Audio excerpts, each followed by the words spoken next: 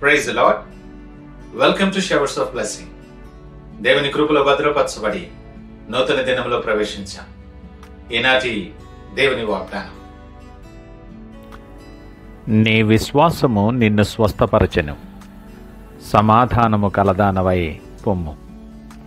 Your faith has healed you, go in peace. లూకా సువార్త 8వ అధ్యాయం 48వ వచనం. Praise God. ఈ నూతన దినములో దేవుడు మీ కొరకు సిద్ధపరిచిన ప్రతి దీవెన ఆకాశపు వాకిళ్ళు విప్పి మీ మీద కృమ్మరించునుగాక. మరి ఒక నూతన దినాన్ని ఆరంభిస్తున్న నేపథ్యంలో ప్రేమ కలిగిన వాగ్దానము ద్వారా దేవుడు మనల్ని దర్శిస్తూ ఉన్నాడు. మన జీవన ప్రయాణంలో ఎప్పుడో ఒకప్పుడు మనందరం కూడా లోపల గాయాలను, సమస్యలను, వ్యాధులను, నిరుత్సాహాలు, భయాలు అనుభవించిన వారమే. అలాంటి పరిస్థితుల్లో మనకు అవసరమైనది ఒక స్పర్శ. అది మనుషుల స్పర్శ కాదు, అది దైవ స్పర్శ మనకు అవసరం. ఈ దినపు వాగ్దానం, ఈ వాక్యం మనకు అలాంటి శక్తివంతమైన సత్యాన్ని తెలియచేస్తుంది. ఈ అధ్యాయంలో ఒక 12 ఏళ్ల నుండి రక్తస్రావంతో బాధపడుతున్న ఒక స్త్రీ గురించి మనం చదువుతాం. ఆమె అనేకమైన వైద్యుల దగ్గరికి వెళ్ళింది. తన సొత్తంతా ఖర్చు చేసింది, కానీ స్వస్థత పొందలేదు.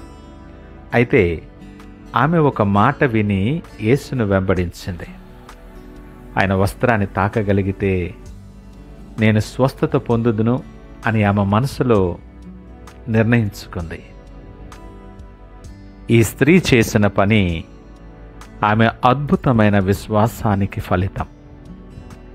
నీ విశ్వాసము నిన్ను స్వస్థపరచెను అన్న మాటలో మనము గమనించవలసిన విషయం ఏమనగా, యేసయ్య ఆమెను స్వస్థపరిచాడా? అవును. యేసు చెప్పినది నీ విశ్వాసము నిన్ను స్వస్థపరచెనని మాట్లాడాడు. అంటే మన జీవితంలో దేవుని శక్తిని అనుభవించటానికి నీ విశ్వాసమే ఒక తలుపు. విశ్వాసము ఉన్న చోట అద్భుతమే జరుగుతుంది. విశ్వాసము లేని చోట దైవికమైన శక్తి నిలిపివేయబడుతుందని గమనించాలి. స్వస్థత మాత్రమే కాదు, కానీ యేసు ఆమెకు ఇచ్చిన 2వ వరం ఏంటంటే సమాధానం. సమాధానము కలదానవై పొమ్ము అని మాట్లాడాడు. శరీరానికి స్వస్థత మాత్రమే కాదు సుమా, మనసుకు, ఆత్మకు, మన జీవితం మొత్తానికి సమాధానం ఇచ్చాడు. ఎందుకంటే సమాధానం లేకుండా స్వస్థత కూడా అసంపూర్ణమే. చాలామంది ఆరోగ్య సమస్యల నుండి బయటపడతారు, కానీ మనసులో సమాధానము లేకుండానే జీవిస్తూ ఉంటారు. యేసు ఇచ్చినది సంపూర్ణ స్వస్థత. శరీరమునకు, మనసుకు, ఆత్మకు, అన్నింటికీ కూడా. ఈ మాటలు వింటున్న ప్రియ దేవుని జనాంగమా, ఈ వాక్యానికి కొంచెం ఆత్మీయమైన పరముగా మనము లోతుగా విశ్లేషణ చేస్తే, ఈ 12 ఏళ్ల వ్యాధి కలిగిన స్త్రీ మన పాపం, మన సమస్యలు, మన బలహీనతలకు ప్రతీకగా ఉంది. వైద్యులు చేయలేనటువంటి పని, మన ప్రయత్నాలు, మన శక్తి చేయలేనటువంటి పనికి సారూప్యముగా ఉంది. యేసు వస్త్రపు అంచును తాకటం అది సాధారణ విశ్వాసపు అడుగని గమనించాలి. దాని ఫలితంగా వచ్చిన స్వస్థత దేవుడు ఇచ్చే అద్భుతమైన జీవన మార్పు అని గమనించాలి. ఈ వాగ్దానము ద్వారా, ఈ వాక్యము ద్వారా అది బయలుపరుస్తున్న దైవికమైన సత్యమేమనగా, మన సమస్యల పరిష్కారం ఎక్కడా లేదు, అది యేసుని వద్ద మాత్రమే ఉన్నది.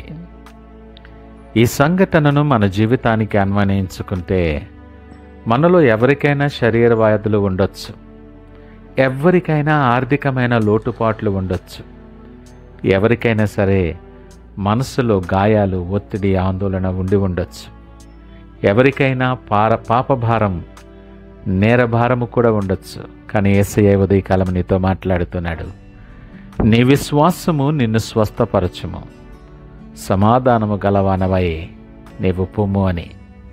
నువ్వెవరివైనా ఏ పరిస్థితుల్లో ఉన్నా నిన్ను ప్రేమించే దేవుడు నీకు పిలుపునిస్తూ ఉన్నాడు. నువ్వు పాపములో గాయపడి ఉన్నావా? ఆయన సమాధానమిస్తాడు. నువ్వు అనారోగ్యముతో బాధపడుతూ ఉన్నావేమో, ఆయన స్వస్థత ఇవ్వగలడు. నిరాశలో నిస్పృహలో నువ్వు కృంగిపోతున్నావేమో, ఆయన నూతన భవిష్యత్తును నీకు ఇస్తాడు. నువ్వు ఆత్మీయ దాహముతో నువ్వు ఉన్నట్లయితే ఆయన నీకు జీవజలాన్ని ఇవ్వగలడు. కావలసింది ఆ విశ్వాసపు స్పర్శ ఒక్కటే.